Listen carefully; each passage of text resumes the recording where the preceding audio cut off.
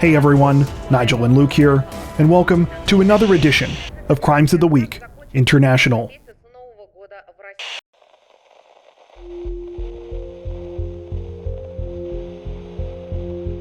Representatives from Australia's Queensland Police say that they are on the hunt for at least 2 suspects this week, following a terrifying early morning home invasion and carjacking that left a woman hospitalized after she was hit with her own vehicle.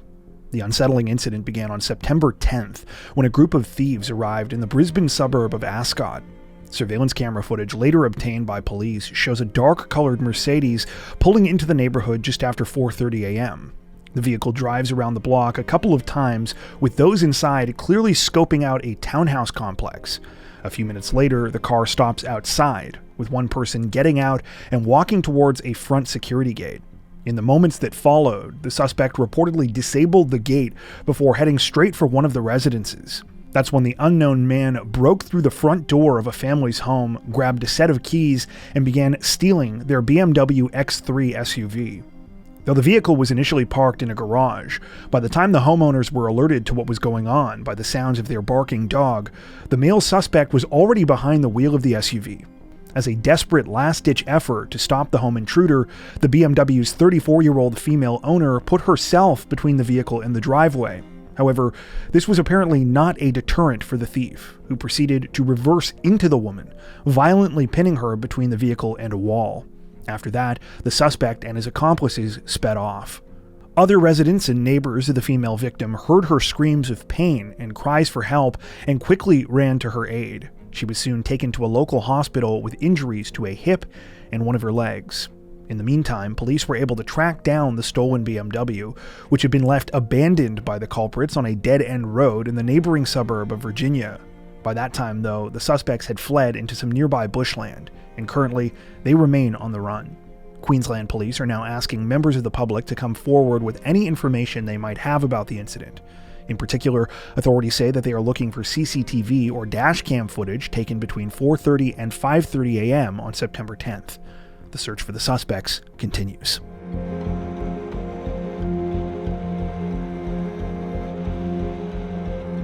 Police in the Czech Republic say they've finally caught up with a mysterious driver who's been terrorizing highways with a racing vehicle for nearly 6 years, in what locals have come to call the Phantom Ferrari case.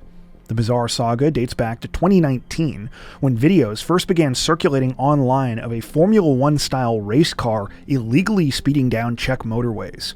The driver, always dressed head-to-toe in a racing suit and helmet, became infamous for blasting past traffic in the vehicle, which had no headlights, indicators, or license plates. Despite repeated sightings, though, authorities were never able to prove who was behind the wheel. That changed this past weekend. On Sunday, September 7th, Czech police tracked the car to a property in the village of Buk, about 37 miles outside the capital of Prague. Dozens of patrol cars and even a helicopter swarmed the area before moving in. Officers then confronted a 51-year-old man as he returned in the distinctive red race car. Footage released by police showed the man in full racing gear arguing with officers that they were trespassing on his property. Eventually, though, he agreed to go down to the station for questioning. There, police said he, quote, refused to comment on the entire situation. The case has now been referred for further administrative proceedings. According to reports, the car isn't technically a Ferrari, though it's often been described that way. In reality, it's a Dallara GP208, a high-performance machine developed for Formula 2 racing, the feeder series for Formula 1. Regardless of its origins, Czech officials say it was never designed for public roads. Police explained that the driver now faces fines in the, quote, several thousand crowns range, the equivalent of just a few $100 US. However, the man could also be banned from driving altogether. The situation has drawn further attention because of the suspect's online presence.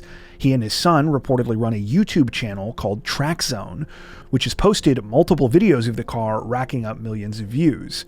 Following his father's arrest, the man's son blasted the police operation as heavy-handed, claiming that officers had violated his and his father's rights by storming the family property. And while he insisted there was no connection between his father and the highway stunts, he also simultaneously suggested that he doesn't care how dangerous this is. People just need to get over it. stating, quote, "Everyone knows very well that Formula has been running on the highway in the Czech Republic since 2019, and people will have to get used to it. We'll see what authorities have to say about that. But as of right now, Czech police have not revealed the identity of the 51-year-old man, nor have they confirmed whether he was also the person stopped in connection with the car back in 2019. For the moment, though, it appears that the long-running Phantom Ferrari mystery has finally reached the finish line."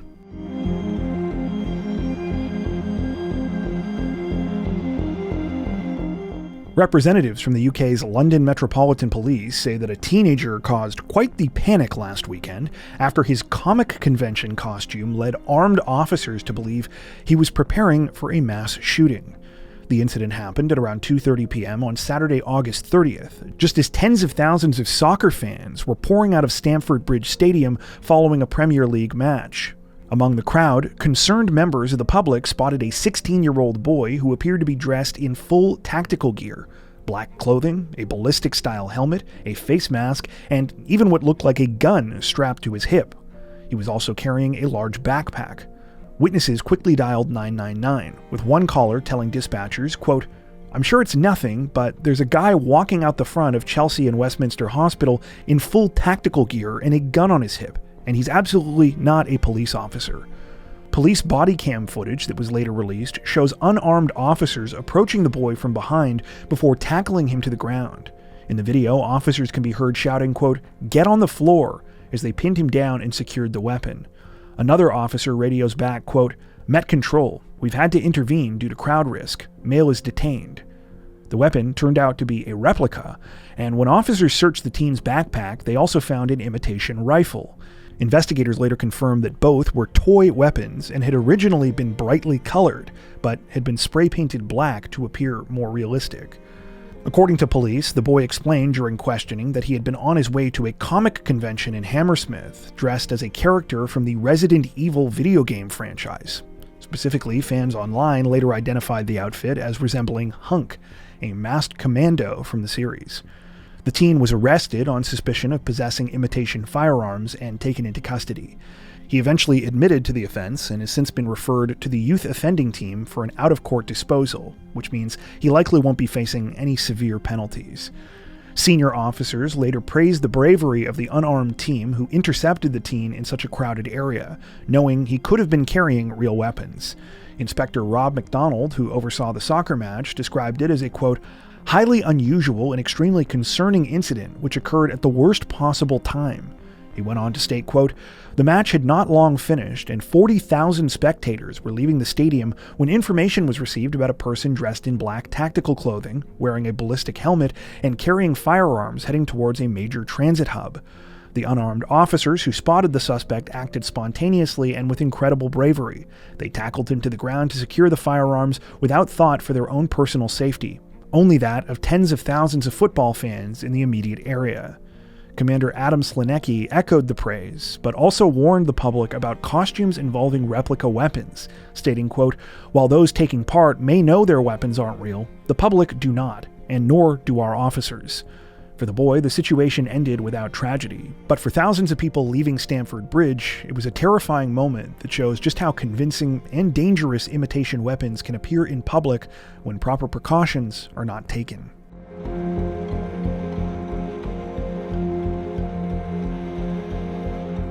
Authorities in Brazil are investigating a heartbreaking and disturbing case this week after an 11-year-old girl died just days after being beaten by classmates inside her own school.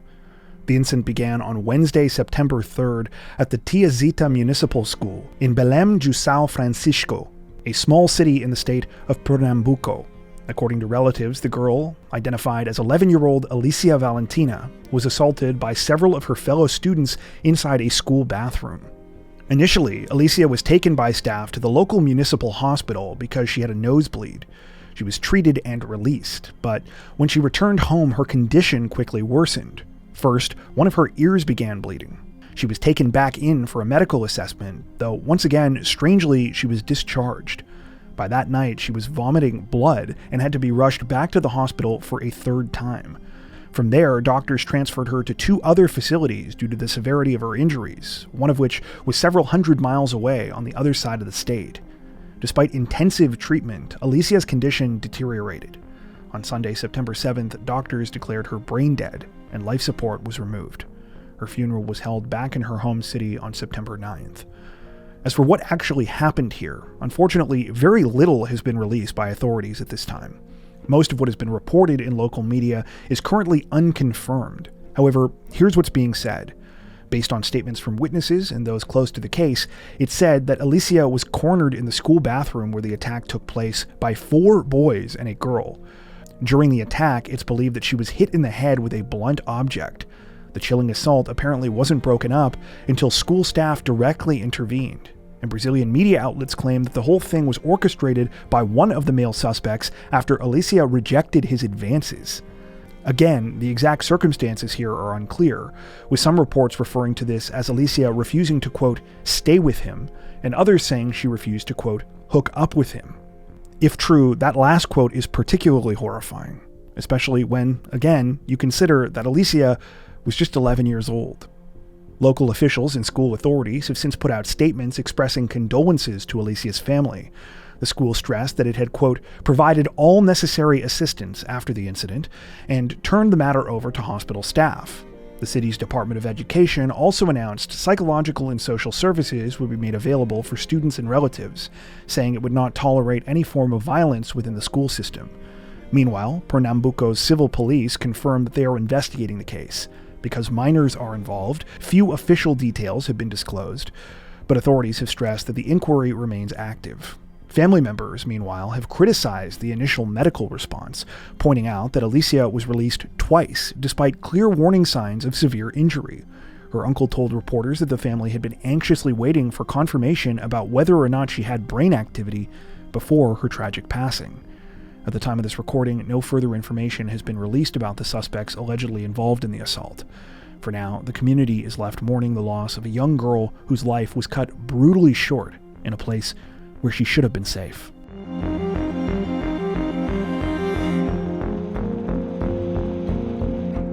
Police in the Thai capital of Bangkok say that they're pursuing a complex case against an elderly man this week after he posed as a doctor to fund his gambling addiction. And apparently, this isn't even the first time he's pulled off this scam. On Thursday, September 5th, officers from the Metropolitan Police's Division 3 raided a medical clinic in the city's Lat Phrao district, where they arrested 74-year-old Bunmak Pansila.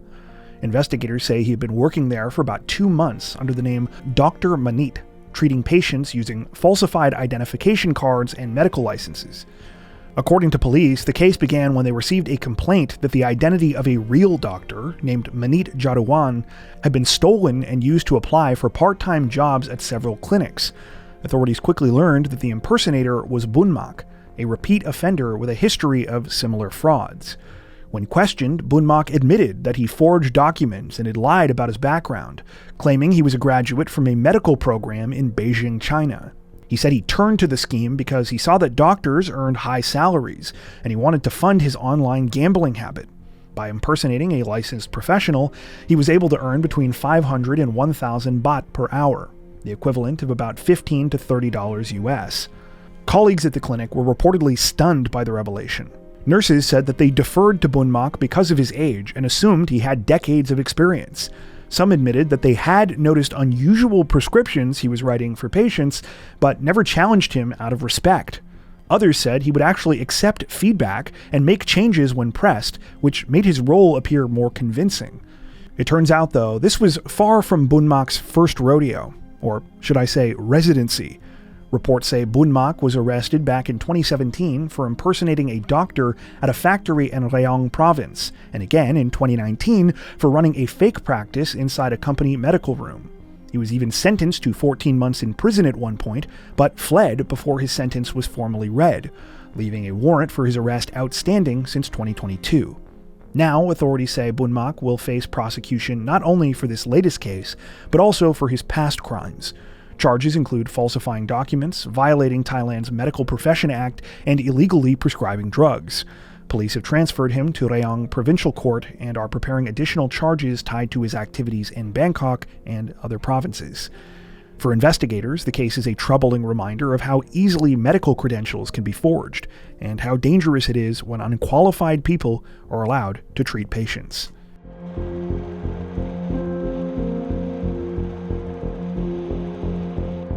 A year-long cat-and-mouse game between an Indian police department and a local vehicle theft gang came to a bizarre end this week, when authorities finally got the upper hand thanks to an unexpected assist from man's best friend. According to reports, for some time now, police in Lucknow have been trying to catch the perpetrators behind a spree of motorcycle thefts. For about a year, dozens of the bikes had been disappearing all over the city, usually from busy market areas where vehicles are often left unattended. During investigations, it became clear that the same gang was behind most of these thefts, but because the crimes were opportunistic and difficult to respond to because of crowding and congestion, police were at a frustrating disadvantage. Well, it seems the tables finally turned this week, thanks in large part to a group of unlikely vigilantes. It all started sometime on September 7th, when a man ran into a police station in Lucknow's Chowk area and yelled that his motorcycle had just been stolen. The victim had actually caught the thief in the act, and as a result, he told officers that they could still catch the suspect if they hurried. Immediately, a sub-inspector who was on duty at the police station sprung into action, jumping on his own motorcycle and beginning a chase. Initially, it seemed like he was out of luck when the thief abandoned the bike a couple miles away and quickly jumped into a car with several accomplices. However, that's when the sub-inspector caught an incredibly lucky break. Attracted by the commotion of what was going on, a pack of stray dogs suddenly surrounded the gang's car and blocked their path. The dogs were apparently growling and snarling, causing the suspects to panic and drive down an alleyway. Well, that alleyway happened to be a dead end, and it was right at the same time that additional backup from the police station arrived to help the sub-inspector. When the whole thing was over, officers arrested 6 suspects at the scene, all of whom are believed to be members of the vehicle theft ring. Authorities later arrested 2 more men and were also able to recover at least 40 stolen motorcycles. At the time of this recording, police say they are now analyzing each of the vehicles and are hoping to reunite them with their rightful owners.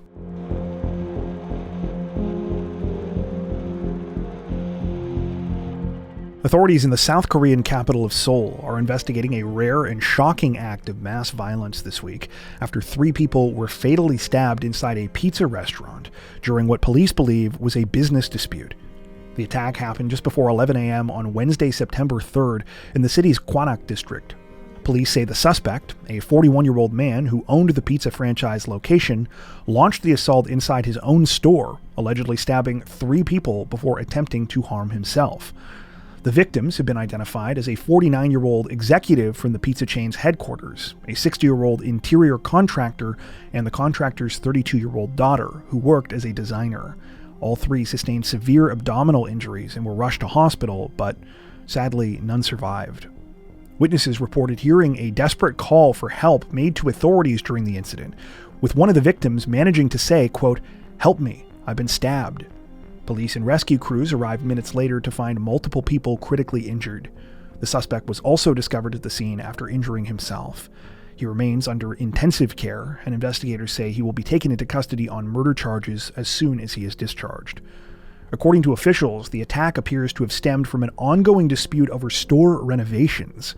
The suspect had reportedly been arguing with the contractor about repair work and warranties for broken tiles. In a statement, the franchise's headquarters strongly denied forcing the owner into renovations, saying the conflict was, quote, strictly between the franchisee and the contractor. They also explained that the executive who died had been at the shop that morning to help mediate. The incident has unsettled many in South Korea, a country that is generally considered very safe and which falls far below the global average in terms of homicides. Still, if you're a regular viewer of our Crimes of the Week International series, you'll know that in recent months, there have been other high-profile knife attacks in the country, including one in May where a man stabbed 3 police officers. At the time of this recording, police say their investigation is ongoing, but they believe this tragedy was the result of personal and financial tensions, rather than a random act of violence.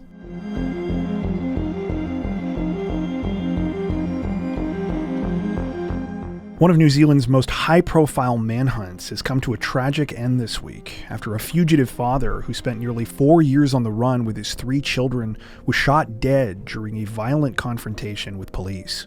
The man at the center of it all was 38-year-old Tom Phillips, a father of 3 who first vanished with his kids back in September of 2021. At the time, authorities launched massive land, sea, and air searches after his car was found abandoned below the tide line close to their family farm in the small rural community of Maricopa. But weeks later, Phillips reappeared, claiming he'd just been camping with his children to, quote, clear his head. Not long after, though, in December of that same year, Phillips disappeared again. This time, a search wasn't launched right away. However, that changed in January of 2022 when Phillips missed a court date after losing custody of his 3 kids. By that point, no one knew where they were. Over the next several years, Phillips and the kids, 12-year-old Jada, 10-year-old Maverick, and 9-year-old Ember, were the subjects of a nationwide manhunt. It's now believed that during this entire time they survived in the rugged forests and hills of the Waikato region. Locals described Phillips as an experienced bushman and hunter, but even so, things eventually got tough out in the wilderness. Police now say this is when Phillips resorted to carrying out a string of break-ins and burglaries at markets and hardware stores. He was also linked to at least 1 bank robbery, and allegedly involved his children in these crimes. The footage you're seeing on screen right now is from a surveillance camera near the scene of one of these burglaries, which allegedly shows Phillips and his oldest daughter wearing masks and breaking into a store in the middle of the night. The footage was recorded just last month, on August 27th. Still, despite multiple sightings, including one in October of 2024, where teenagers filmed the family trekking through the bush in camouflage gear, Phillips managed to evade capture. Police even believed he had outside help from sympathizers in Maricopa, a community of fewer than 100 people. The case became one of New Zealand's most talked about mysteries, with Phillips's ex-partner Catherine publicly begging for the safe return of her children on multiple occasions. Sadly, on Monday, September 8th, everything came to a violent conclusion. At about 2:30 in the morning, officers responding to a burglary at a rural supply store in the town of Piopio spotted Phillips and one of his children riding away on an ATV.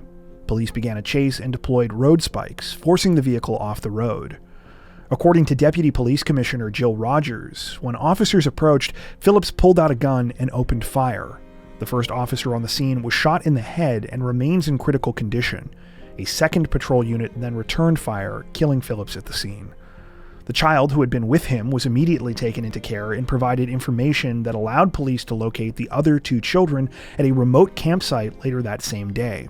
All 3 kids were found safe and physically unharmed, and authorities say that they are now undergoing medical checks. Their mother, Catherine, has been notified. In a statement to reporters, Catherine said she was deeply relieved that her children's ordeal was finally over after nearly 4 years, though she added, quote, "We are saddened by how events unfolded today." Prime Minister Chris Luxon echoed that sentiment, calling the situation, quote, "sad and absolutely tragic," while residents in the region expressed heartbreak that there hadn't been a, quote, "happier ending for the kids." For now, the Phillips children are safe, but questions remain about how their father managed to elude authorities for so long, and how they will cope with everything they've been through over the past 4 years. The situation is still developing. Hey there. Before you take off, we'd just like to take a second and say that we really appreciate you sticking around to the end of the video. Luke and I are so grateful for our incredible Crime Zone community, so thank you for being a part of it. If you want to help Crime Zone continue to grow, one of the easiest things you can do is leave a like on this video and consider subscribing. Be sure to hit that notification bell as well and select all notifications to stay up to date with our latest releases. If you're looking for additional ways to support the channel, there are a couple of options.